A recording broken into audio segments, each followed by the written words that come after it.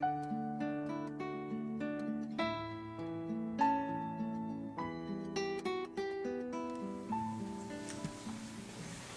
everyone. The Jewish custom of Kriyah is an outward expression of an inner process. Tearing or cutting a ribbon permits us to release our emotions and express to others that the fabric of our lives has been torn. Despite our loss and our sorrow, we recite a blessing. In blessing, we affirm that the world still holds hope and truth, love and beauty. These are found in what we share together, in the comfort that we give one another, and the memories that will sustain us. Please repeat after me. Baruch atah Adonai, melech haolam, hanoteach b'tochenu chaye olam. Blessed are you, O God, ruler of the universe, who has implanted within us eternal life.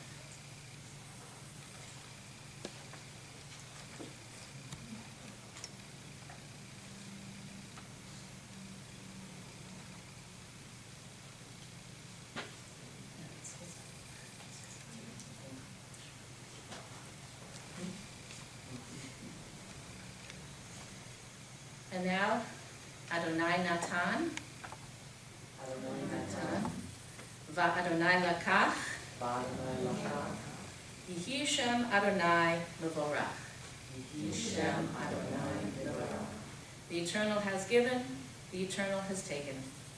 Blessed be the name of the Eternal.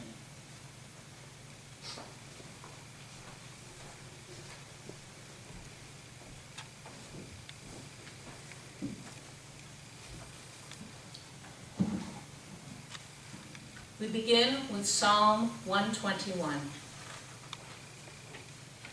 Esa einai el heharim, me'ayin yavo ezri, me'im Adonai, oseh hashamayim,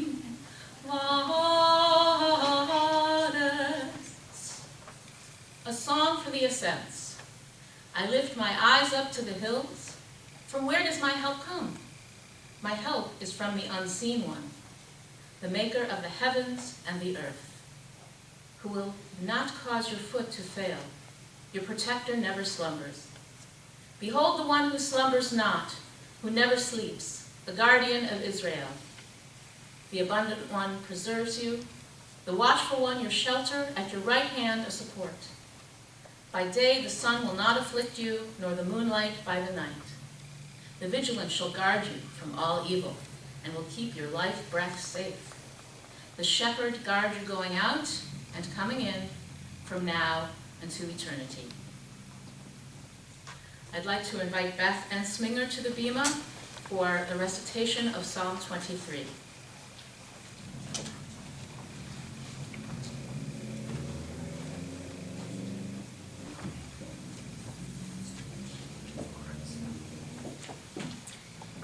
The Lord is my shepherd, I shall not want. He maketh me to lie down in green pastures. He leadeth me beside still waters. He restoreth my soul.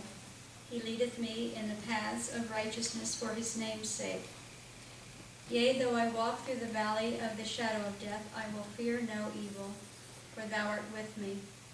Thy rod and thy staff, they comfort me. Thou preparest a table before me in the presence of mine enemies. Thou anointest my head with oil. My cup runneth over. Surely goodness and mercy shall follow me all the days of my life, and I will dwell in the house of the Lord forever.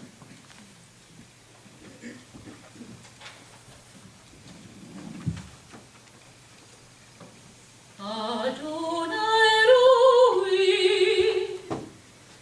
Adonai Rui Luachsa, Bino Teshayar הרביצני, עממנו חוגרה נחני, נפשי ישובב ינחני, ומגלה צדק למען שמו, גם כי אלך בגצל מוות, אדוני רואי לא ירא, כי אתה עמדי, שבטך ומשענתך, כי אתה עמדי, המה ינחמוני.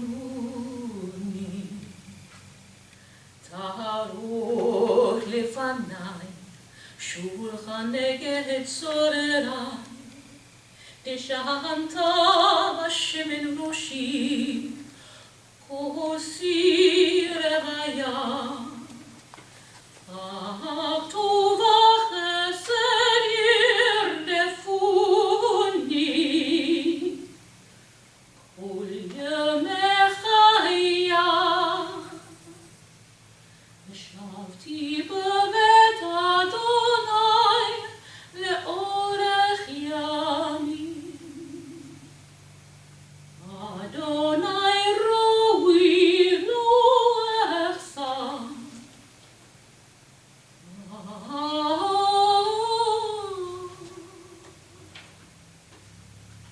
אדוני ראוי לו אחסר.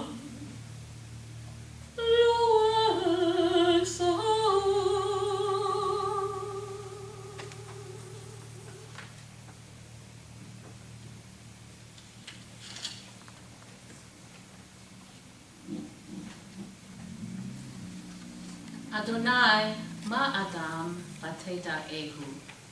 Almighty One, what are human beings that you take note of them? Ben Enosh bat chashvehu, the children of humanity, that you should think of them.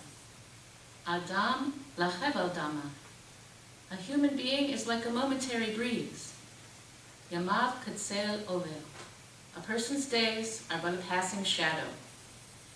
Baboker yatzitz v'chalav, at dawn life blossoms and renews itself. La'erev yimolel vayavesh, at dusk it withers and dries up. Tashev enosh adakar, you return a person unto dust. Vatomer shuvu b'nei adam, and you say, return, O children of humanity.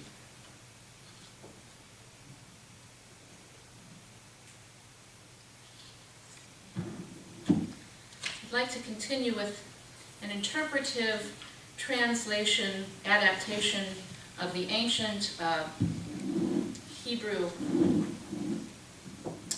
from the book of Proverbs, known as Eshet Chayu. And this translation is provided by Rabbi Rami Shapiro. A woman of great accomplishment, who is worthy of her? Her value is far beyond pearls. She guides her husband's heart, and through her wisdom, the household flourishes. She repays kindness with more kindness and is never driven to revenge. She buys wool and flax and works cheerfully in her home. She fills herself with wisdom from far-off lands, like a merchant ship laden with treasure. She rises early to attend to her household, her family, and her servants. She plans her expenditures with care. She buys land and plants a vineyard. She is a tower of strength, her arms strong and secure. She devotes herself to what is useful and lets nothing snuff out her lamp. She reaches for the spinning wheel and cradles the spindle in her palm. She opens her hands to the poor and her arms to embrace the needy. She fears no winter, for she has clothed her household in scarlet wool. She makes for herself glorious bedspreads and dresses of fine linen and pure wool. She counsels her husband, and her knowledge makes him wise among the elders. She weaves cloth and sells cloaks and belts to peddlers. Her speech is full of wisdom, Her tongue teaches human kindness. She anticipates the needs of her household and does not eat the bread of laziness. Each morning, her children feel blessed. Her husband praises. There are many wonderful women, but you surpass them all. Do not be taken in by grace and beauty alone. Praise only the woman who devotes herself to God. The way she lives is evidence of her integrity. Her whole life is a testimony to her goodness. And I can't think of a more fitting introduction to our reflections on the life of Alaine Gordon. At this time, we invite some friends and family to the Bema to share their thoughts. And after that, I will share some reflections as well. And we'll begin with Rabbi Inadli.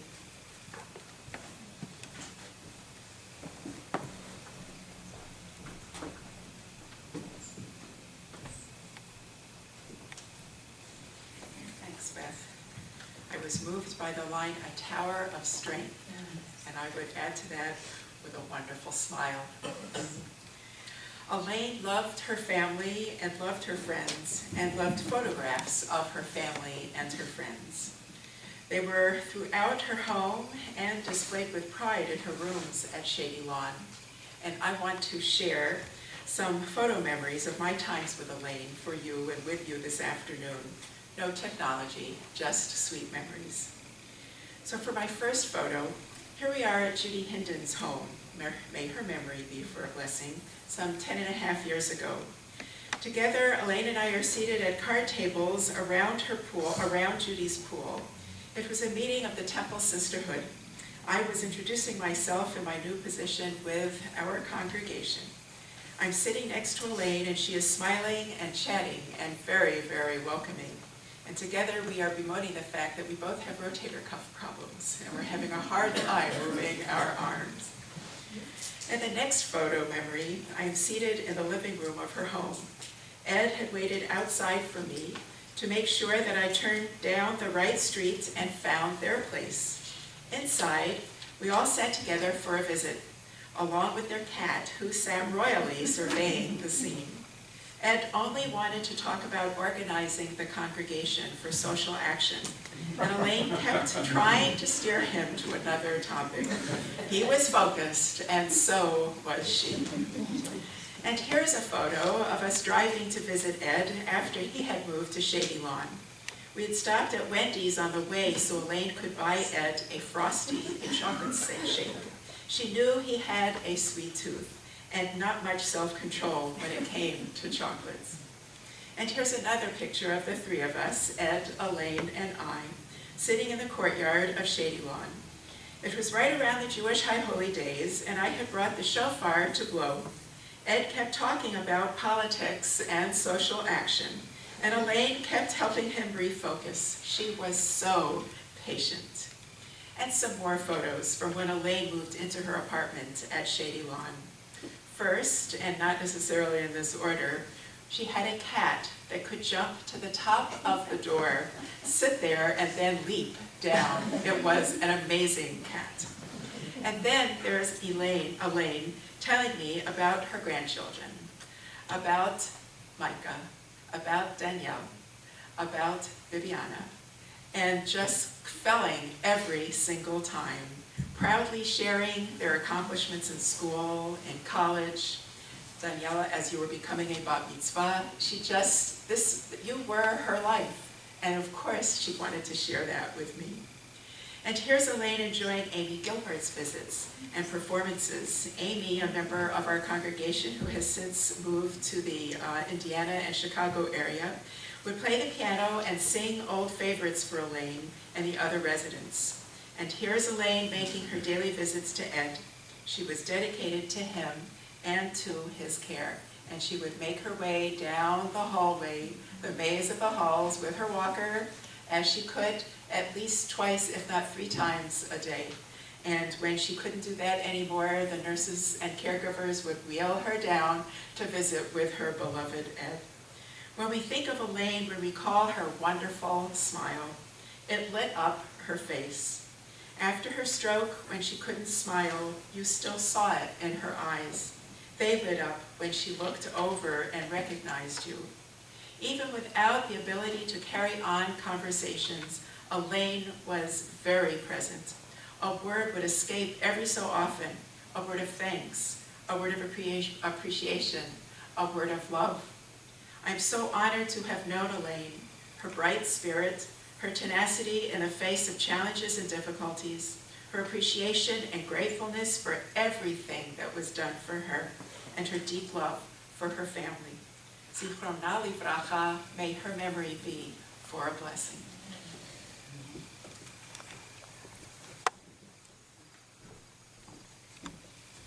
Thank you, Rabbi Enid.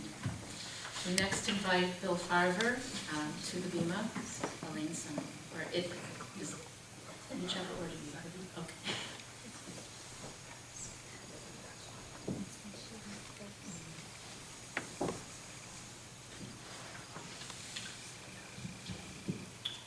We are here to celebrate the life of a wife, a mother, a friend, and a devoted worker and volunteer. However, we also need to recognize a wonderful daughter, my wife, Vivian, Danny, and Micah's mom, Kathy. Kathy and I have been together almost 35 years. During that time, I can bear witness to the devotion Kathy has to her family, and in particular to her mom. Kathy has been patient, loving, and respectful. Kathy has made sure she had the best possible care. In the process, she has made family and personal friends of Beth and Vicki and many of the Shady Lawn staff. Kathy has made sure her children have had every opportunity to see the best of Alaine and carry wonderful memories of her into the future. Kathy was there for her mom during their mutual losses, her husband, her son, her brother and sister. Kathy stayed in touch with regular phone calls and letters and has personally visited Ohio about every 3 months. She encouraged Ed and Elaine's regular visits to Ohio and to Florida and anywhere else they could find peace and fun. We celebrate Elaine's life, but we also need to celebrate the courage and love of her daughter. And now what I will remember about Alaine, her dedication and love of her family. She was very proud of Kathy. She did all she could to have family members have a good time together. Cooking meals, planning to have people over, playing bridge or golf or taking a walk. She would go out of her way to see a brother or sister, cousin or distant relative, it didn't matter. She did the doting grandmother role exceedingly well and filled up the important grandmother space after my mom passed. Her cheerfulness was tested by diseases and misfortune in her family, but she never stopped loving and giving. Secondly, I'll remember her openness and support and love for me. From the beginning, she welcomed a long-haired, hippie-ish boy at that time into her life. She was interested, supportive, and loved my mom. She and Ed made my mom feel welcome and loved whenever they saw her. Their mutual feelings were genuine. Third, I'll remember her love and ability to make new friends. Wherever Alaine went, Elaine's friends would appear or follow. Back in Cleveland, in Florida, on week-long trips with strangers, Alaine wanted to tell you about the people she met or play Jewish geography. She was most animated and alive when she was making new or renewing old connections. More than the sights and sounds of a new place, Alaine wanted to experience and tell you about the people. Fourth, her desire to be helpful to others. Alaine was not political. She let Ed do that.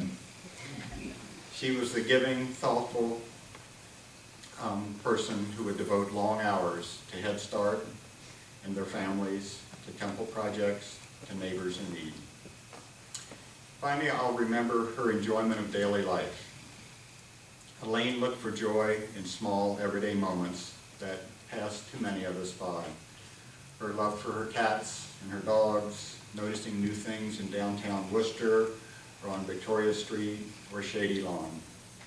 Laughing with others about the daily mistake or following the Indians, even if she didn't totally know what was going on.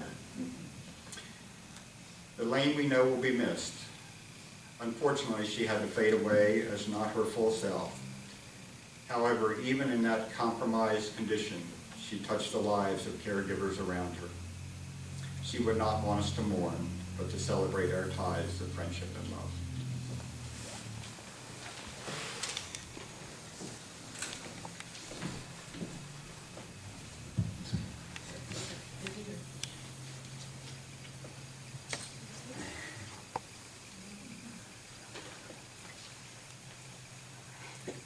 Thank you, Bill.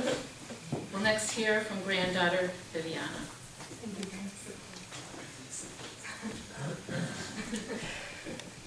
And Danielle.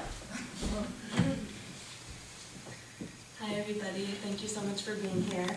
My name is Viviana, this is my sister Daniela, and our brother Micah could not be here. He's halfway around the world right now in Thailand. He really wishes he could be here, but I'm going to say some remarks on behalf of all three of us. To us, Alaine Gordon was Nana our whole lives. Although when we were with her, she spoiled us rotten, as my dad referenced, and she was a full-time grandmother. I'm so grateful to have gotten to know her as an adult and gotten to know her as a person and see the amazing person that she was in the world. So today I want to share a few of our strongest memories of her as a grandmother, which say a lot about her character and who she was. Above all, our grandma was loving, caring, giving, generous, thoughtful, and attentive. But with all her love and attention came a lot of opinions as well. Nana had a very strong personality, sense of right and wrong, what should or shouldn't be, or in other words, how she wanted it and how she didn't. My grandma was nobody's fool and nobody's pushover. Secondly, my grandma was very shrewd with money, which we saw most of all in her hunt for a good bargain when we'd go shopping. In Worcester, her favorite thing to do with me and my brother and sister was to go to thrift stores. And in Portland, we'd go to Marshall's or JCPenney or the dollar store, and then even there, we'd head straight to the clearance racks or the dollar bins. My grandma got equal pleasure from what she purchased and how much she saved. Third, my grandma had a great sense of humor. When I think about her, I picture her laughing. She joked and teased and dished out sarcasm with the best of them. She was very playful and could poke fun at everyone, including herself. And Rabbi Enid's remarks reminded me of one thing I thought of that always made us laugh was when we'd come to visit, she always made cookies, lots and lots of cookies and fudge. And she would hide them from my grandpa because he would eat them all. So we had a lot of fun. And then she'd forget where she hid them. Forget where she hid them, but running around behind his back, and she got a kick out of doing that. Fourth, my grandma was very proud, and that showed in many ways. One way was her appreciation for fashion and how she dressed and styled herself with so much pride and dignity. She always looked beautiful and radiant. She always smelled like a floral perfume, wore vibrant colors, matching costume jewelry, handbags, and scarves, and no one else could pull off sequins like her and look so elegant. She was also very proud of Worcester. She always read the Daily Record, Daily Mistake, as my grandpa called it, and stayed up on all the going-ons in town in the College of Worcester, and was so proud to always share them with us. When Papa and then she moved to Shady Lawn, she was equally proud of her new community there and of all the staff she got to know and care for, genuinely care for, the people that took care of her there. And lastly, my grandma was truly grateful. She really appreciated her friends and family and loving caretakers and all the small but very thoughtful gestures, whether a phone call or a card or a visit. It meant so much to her, and she would talk about it for a long time afterwards. And even as she would continue to push and nag and assert her opinions, and she was still the essence of herself almost through the end, she expressed her gratitude for all the time that people took to reach out to her and spend time with her. And I always remember she ended every phone conversation with me saying, "I'm so glad you called."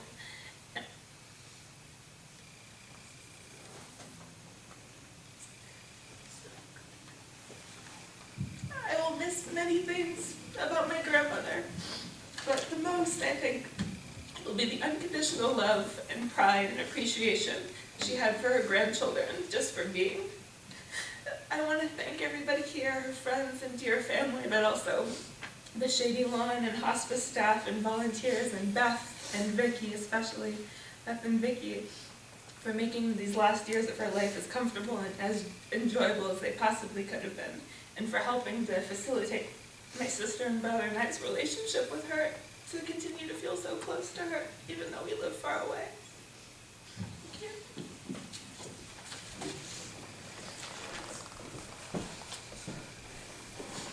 It's very, very beautiful words. Thank you so much. And finally, I'd like to invite Kathy up to the podium for some words.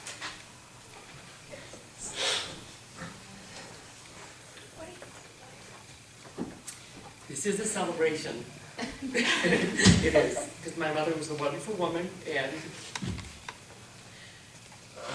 it's a blessing that she lived as long as she did, and loved as many people as she loved. So before I start with my remarks, I do want to thank, where's Vicky? Where's Vicky? And Ben. Okay, I want to acknowledge, in the last years of my mom's life were really tough. You know, they were hard. She was incapacitated and couldn't speak very well, though she communicated plenty up until the very last days. But these two women, Vicki Simmons and Beth Ensminger, to call them caregivers is just doesn't do it justice. They were her friends, and they were the link to our family.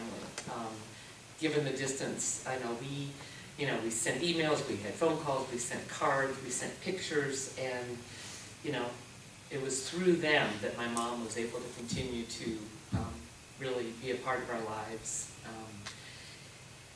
Beth has been with my mom for 7 years this month.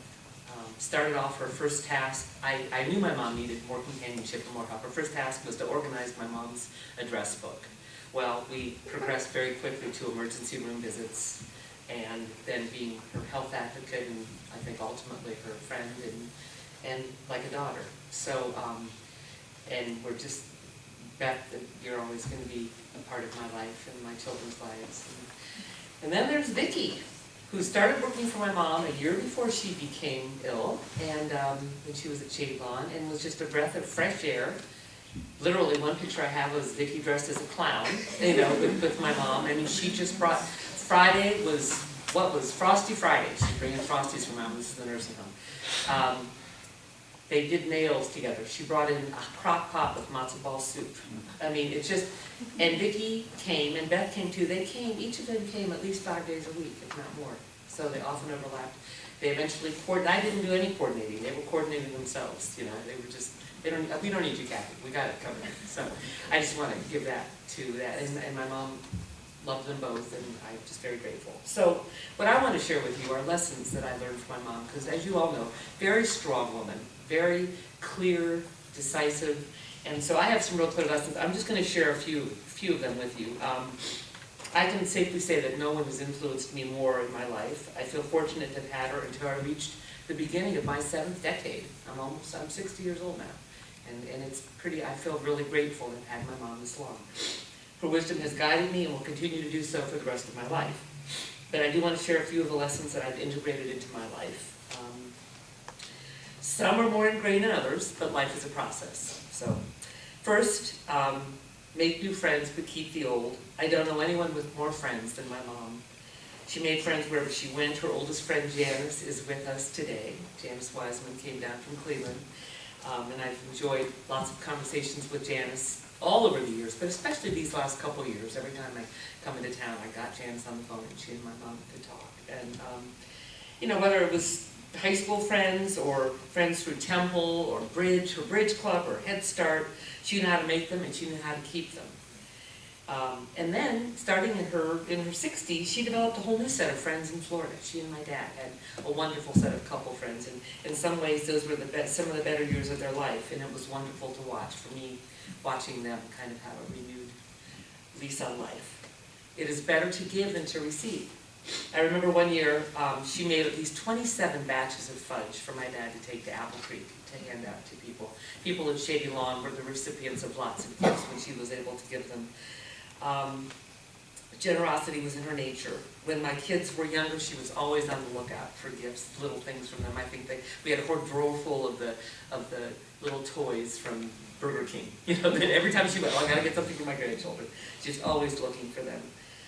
Speak up for yourself, or I'll do it for you.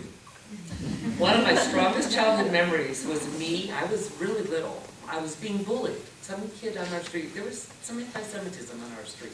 I was being bullied on our sidewalk in front of our house. And my memory is of my mom. She somehow knew what was happening. My image of is her running down our lawn. And she set the kid straight. And she came to my rescue. I'll never forget that. When the going gets tough, keep going. My mom had her share of troubles. Both my dad and my brother had problems and were challenging at times, but she moved through it. In spite of sadness and pain, she continued to get enjoyment even out of the smallest joys in life. For example, handing out trick-or-treat candy at Shady Lawn when the community kids come in. I mean, she did that till the very end, or hearing stories about her grandkids. She was a very strong woman. Frugality is a virtue. The other day, I'm aware of the book that Anne Friedlander has written about Friedlanders, and I was reading the paper and saw a picture of dollar days, and I looked very closely at the picture to see if my mom was in the picture, because she was always right. I mean, she never missed a dollar day, and she very well could have been right up front with those people. So I didn't see her, but she could have been there. She loved the sales, and she would only buy something on sale. But then the ritual was that when she gave you something, she had to tell you how much she saved. But this is the biggest example of her wiseness about money is this. My mom died, let's see, today's Sunday. She died on Thursday. And that very day I talked to my husband. Her nursing home insurance sent a letter that day saying that her nursing home insurance expired that day. I mean, yeah, the timing was just... Final lesson, always wear lipstick. This one I have yet to learn, although I did put some on today, thanks to my daughter Danielle. She loaned it to me. My mom always tried to look her best. She had a great sense of color and combinations, and with her exquisite coloring and beautiful hair, she always looked great. So I learned a lot. I have a lot more to learn, but with my mom as a beacon, I can't go too far wrong. David, do you want to share Micah and Danny's remarks? You did? Okay, well, I want to share a few remarks from Micah, because I spoke to him this morning in Thailand, and he's very, very sorry to not be here. But he wanted me to recall, and Danny said this too, playing cards with my mom. They both really enjoyed it. Every time we got together, they would play cards, and Uno, and different games like that. Also taking both of them shopping and buying them treats. Micah especially remembers going to Florida and playing shuffleboard with my mom and dad. That was fun. And I think the last thing and the sweetest thing was Micah. My mom had a special spot, but Micah had a special spot on the back of his neck that my mom always kissed. And he would, it was 22nd birthday, bend over, okay, Nana, and there it was. So anyway, those were my thoughts. Thank you. Thank you so much, Kathy, and everybody who spoke so beautifully. The words that I'm about to say, they're going to echo and reiterate the same themes that have already been raised. And as we celebrate and honor the life of Alaine June Carl Gordon, I asked Kathy to help prepare these remarks. I said, what words come to mind when you think of your mom? And she immediately responded, exuberance. She was a real people person, and it's obvious we've already affirmed this. Indeed, anyone who met Alaine was immediately warmed by her welcoming smile and her bright, friendly eyes. Zest for life, friendship, and abundant love were the touchstones of her personality. Alaine was born in Cleveland, Ohio on June 2nd, 1924, to Anna Olive Rich Carl and Louis Carl. She was the baby in a family, which included much older siblings, Harvey and Lucille. Alaine grew up in Cleveland Heights, where her bubbly personality attracted many friends at Heights High.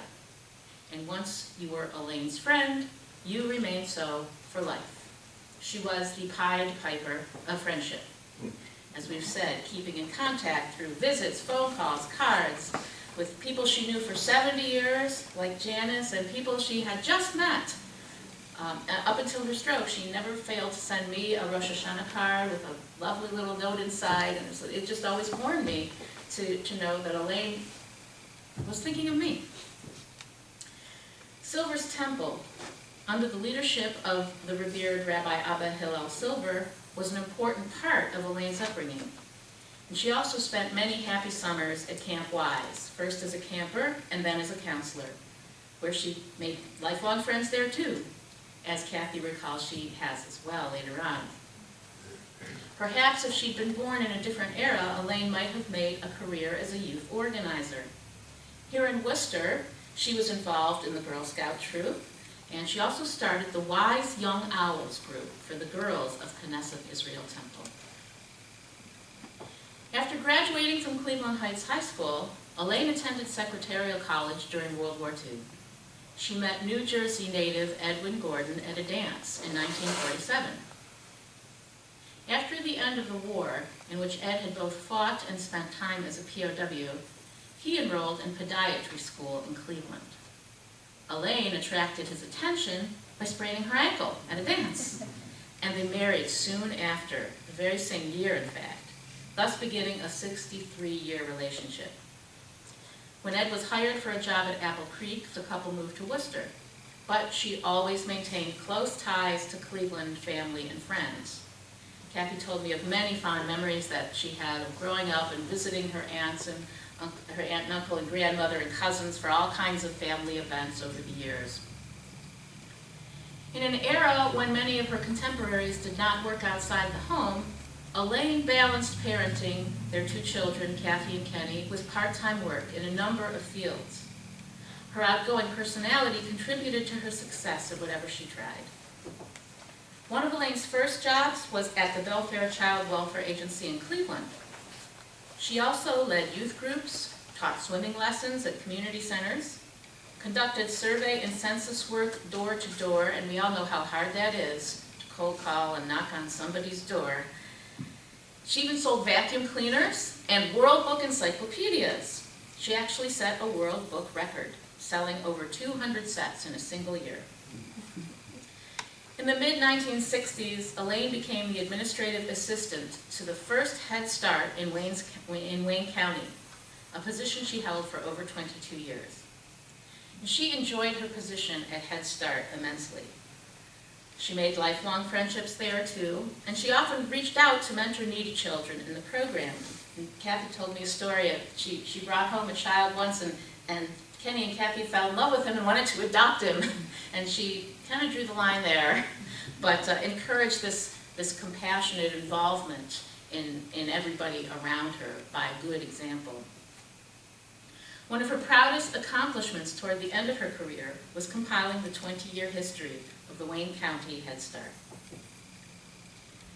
Elaine's involvement in Head Start, I think, reflects a strong commitment to social justice and advocacy for the underdog.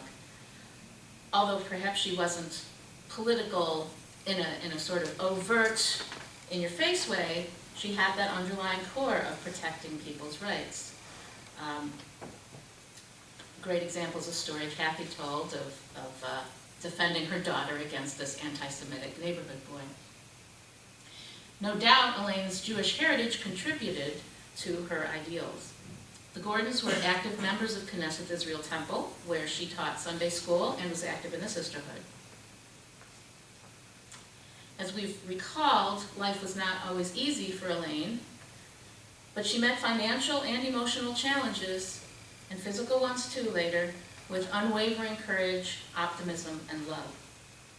Both Ed and Kenny could be difficult people to live with day to day, but Kathy told me, Alaine could see through to the pure love at the core of their souls. Ed adored Alaine and got to enjoy perhaps the happiest years of their marriage when they both retired, were able to spend 16 wonderful winters golfing, playing cards, and schmoozing with a large social circle in West Palm Beach, Florida. And they traveled the world, making over 30 visits to Oregon to visit the family. And wherever they went, Israel, Mexico, Greece, Egypt, Alaska, Hawaii, Alaine never met a stranger, adding an ever more diverse group of friends, not to her Facebook page, but to her heart. And she maintained her upbeat attitude upon moving to Shady Lawn Healthcare Community in Dalton. For the first 3.5 years, she lived in assisted living and walked twice a day to visit Ed in the nursing home. When I would visit them, Alaine was always very enthusiastic about everything, about the staff, her accommodations, whatever was up in her children and grandchildren's lives, and especially the mammoth purr box, Jeremy, the 20-pound cat. And Jeremy actually made it into the daily record as one of the largest cats in Wayne County. He was well cared for. Maybe he found some of those brownies that she forgot where she put them. Alaine always rejoiced in Ed's good days and took his bad days in stride. As we all know, the last 3 years of her life were her most difficult. But even in the face of extreme physical disability, Alaine could make you feel good when you walked into her room. And I would sing and play guitar, or bring the lulav and etrog and help her wave them, or just chat with Alaine and with Vicki about whatever it is we were chatting about, her eyes would open wide, and she'd stare right at me, and she seemed to project happiness and love directly into my brain. And I think that this quality of Alaine's is what attracted so many special people to her side, like Beth, like Vicki, like the other caregivers who also helped Alaine in these years. They too share her great compassion and joyful approach to life. And that is truly a blessing. As Rabbi Enid mentioned, one of Alaine's more recent friendships was with our former member, Amy Gilbert, who could not be here today. And I'd like to conclude with words Amy sent to me upon hearing of Alaine's passing. Amy writes, Alaine taught me a lot about love. The wholehearted love she felt for her family was always on the surface of our interactions. Her loving attentions to Ed through his last years, her enthusiastic sideline cheering for Kathy, Bill, and their children, and the love she showed to friends, including my mother and me, were a gentle and perfect lesson in living. Even during these last few years, to watch the loving care she received from Kathy, Beth, Vicki, and her caregivers was to witness something very special. As her body releases her soul, I can only picture Alaine dancing joyfully once again, beautifully dressed and coiffed, her expressive eyes and fabulous smile lighting up the lives of those who went before and those she leaves behind. Al Makoma, Tavo v'Shalom, may Alaine go to her place in peace. We say, Amen.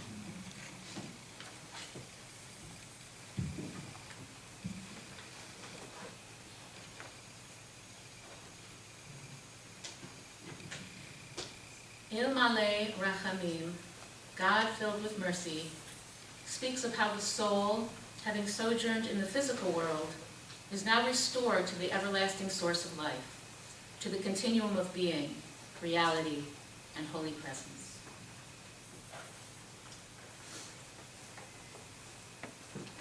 Il Malay Rachamim, Shochen Bamromim, Hamsei Menucha Nechona, Tachat Kanfei Hashchina,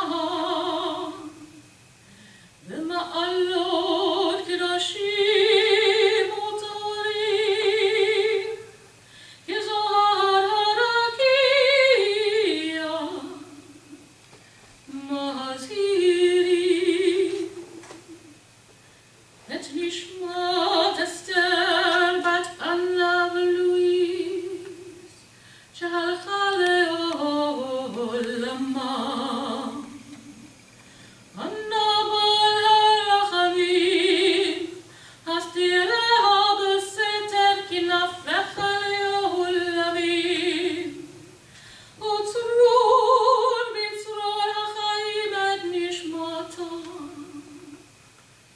Adonai u'nachalata v'tanuach v'shalom al mishkabo v'nomar Amen.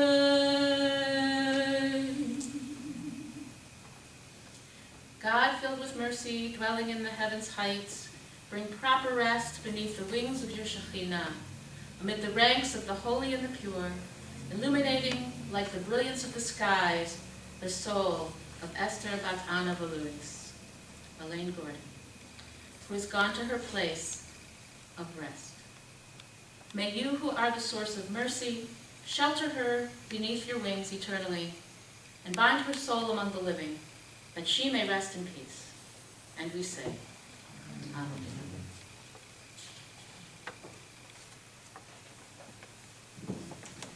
We prepare now for the recitation of the Mourner's Kaddish. Before we recite the Kaddish, I'd like to provide an introductory reading. In the rising of the sun and in its going down, we remember them. In the blowing of the wind and in the chill of winter, we remember them. In the opening of the buds and in the rebirth of spring, we remember them. In the blueness of the sky and in the warmth of summer, we remember them. In the rustling of leaves and in the beauty of autumn, we remember them. In the beginning of the year and when it ends, we remember them. When we are weary and in need of strength, we remember them. When we are lost and sick at heart, we remember them. When we have joys we yearn to share, we remember them. So long as we live, they too shall live, for they are now a part of us as we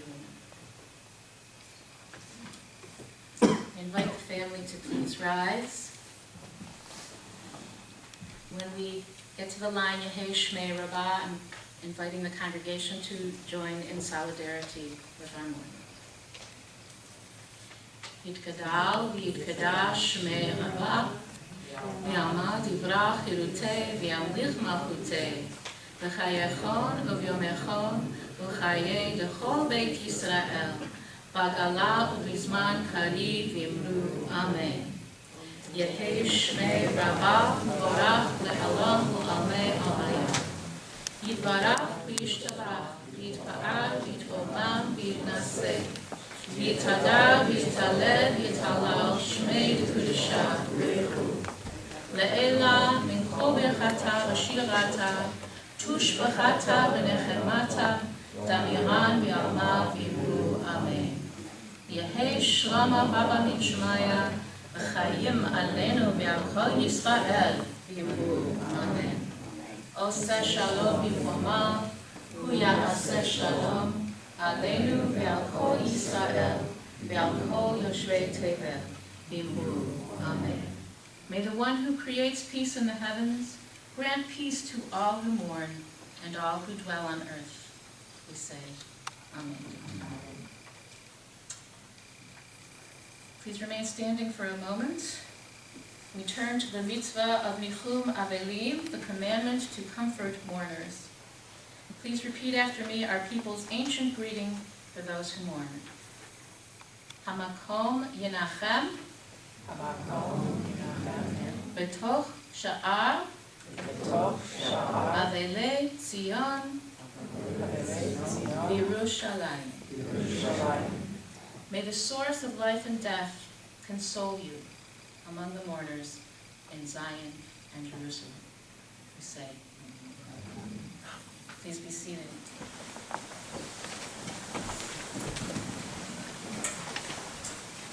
I asked Kathy about a fitting song to include, and we talked about how much Alaine loved music her whole life, and especially show tunes, and she loved Jewish music, and we thought that Debbie Friedman's Lichi Lach, which speaks of going on a journey to whatever is going to be next, would be a wonderful way to conclude our memorial service in honor of Alaine.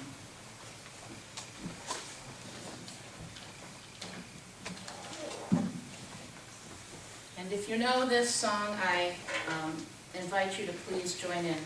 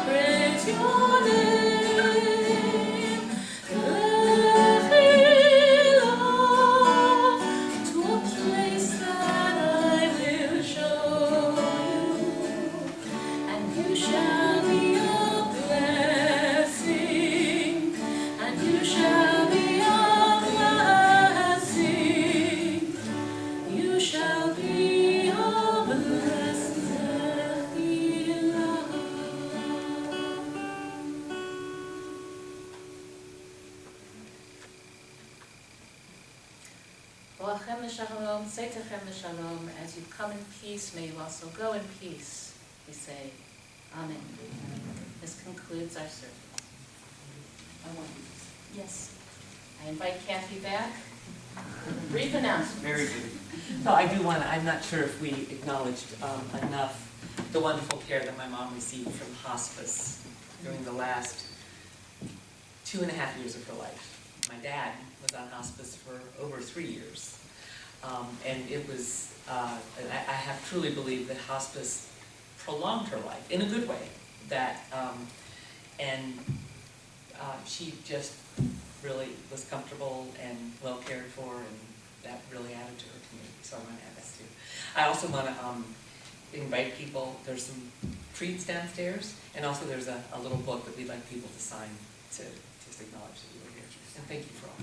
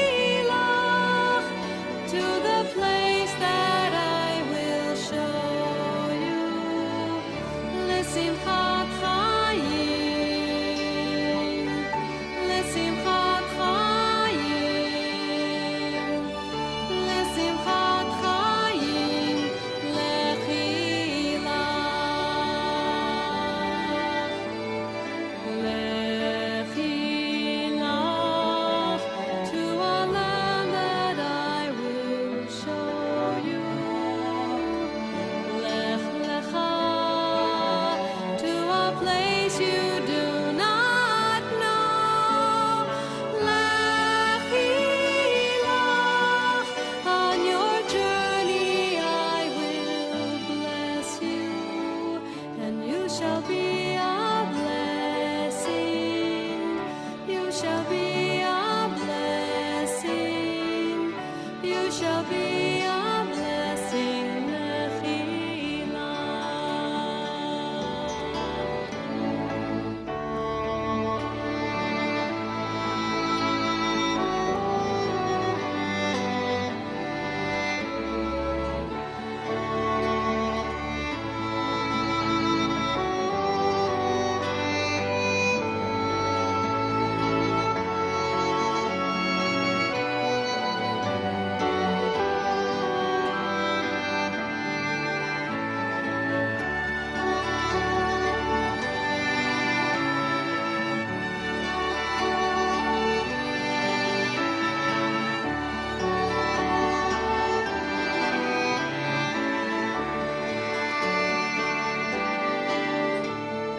Mechila.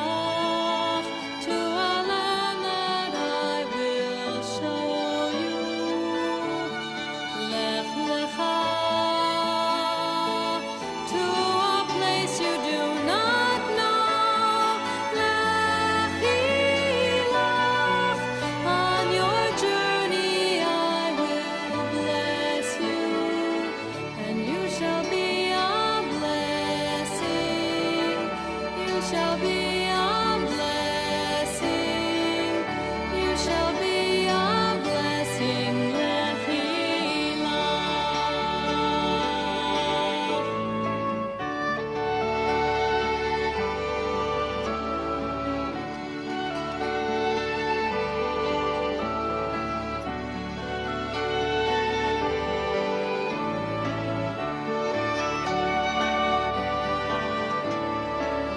And you shall be a blessing.